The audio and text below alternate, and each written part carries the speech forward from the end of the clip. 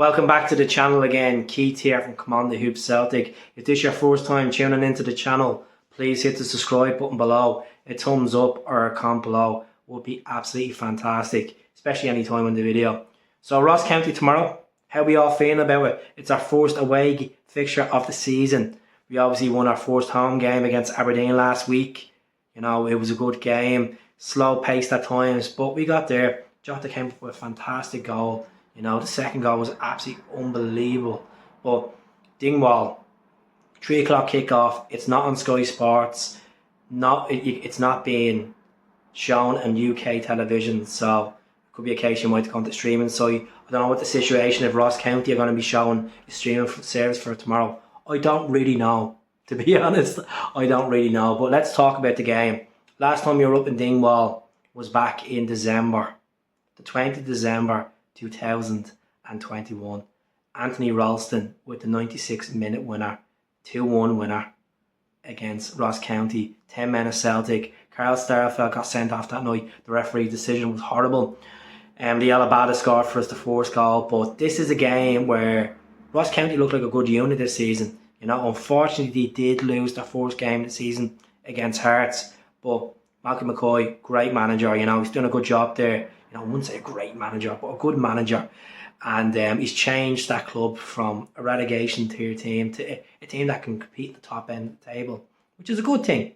Good thing now. I'm talking about from 6th to 4th now. I'm not talking about champions momentum. I'm not getting ahead of myself there for Ross County, but tomorrow should be a walk in the park. And I know I've said that they should be competing, but I think Celtic need to come out of this game all guns blazing, hit them in the trap straight away. Ange talked about in his press conference today that, you know, we need players to be more clinical, and he's putting out his midfield, he's putting out his strikers, because Kyogo was off the grid last week, and I love Kyogo. We all love Kyogo. Giakoumakis came off the bench, didn't really do much, so I want to see Giakoumakis start tomorrow. Reo Hatate is not available for selection.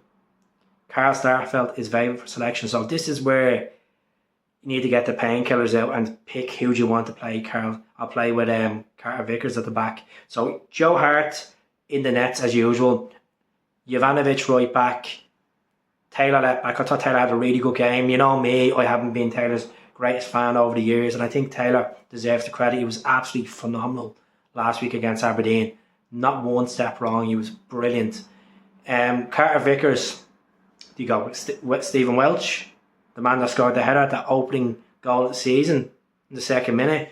Do you go for Carl Starfelt, where the relationship is tighter, but he hasn't played competitive football since he picked up that injury against Slovenia from Sweden? Or do you go with Maurice Jans, or do you go with Christopher Julian? I want to see in the comments what you will go for. Now, to be honest with you, I think he's going to go for Welch. It's a no-brainer. So, defensive midfield, Aaron Moy. And Aaron Moy I would go for in there. Callum McGregor with Matt O'Reilly in them positions. I want to see Cal push up. You know, I think it's a game where we're going to be doing a lot of pressing on them, especially up in Dingwall. It's a smaller pitch, so Callum McGregor, ideal fit for that. On the right will have to be Lee Alabada. I know he's probably going to go for Jota. It pisses me off when he goes for Jota. I know Mayeda can play on the left, but go for Lee Alabada. I know Lee Alabada talked about missing Near Beaton this week, saying he's like a brother and he misses him. Very hard to watch because you could see that, you know, that partnership. And now Near Beaton had that with Kayal before he left. He had it with El Hamid when he left, before he left, that Israeli partnership. On the left will be Jota, and then up front, Giakoumakis. I think, you know, Kyogo's pretty good. His goal ratio away from home is pretty good in the league, but I just think Giakoumakis to start, and you can bring on the likes of Kyogo, Mayeda, you know, David Turnbull for set pieces. Matt O'Reilly, as I said, should start with Callum McGregor in that attacking kind of pushing position. We have Anthony Ralston that could come on, make a difference. James Forrest, you know, the bench is looking good. Speaking of transfers, Jonathan Afolabi, he has left Celtic. The Republic of Ireland international, underage international, has left and joined Bohemians. So I wish him the very best. He's moved to Bohs. You know, the League of Ireland, the statue of the League of Ireland is getting better and better. We've seen the likes of St. Pat's Athletic winning last night, Shamrock Rovers. Yes, Sligo got hammered, the team that beat Motherwell, but the standard of football is getting better, and hopefully Jonathan gets a club that he settles in, because he's had so many moves away. If he was at the likes of Ayr, he was at the likes of Dunfermline as well. It didn't really work out for him. So fingers crossed. James McCarthy, the question was dashed at Ange today. Ange said it's nothing been on his radar.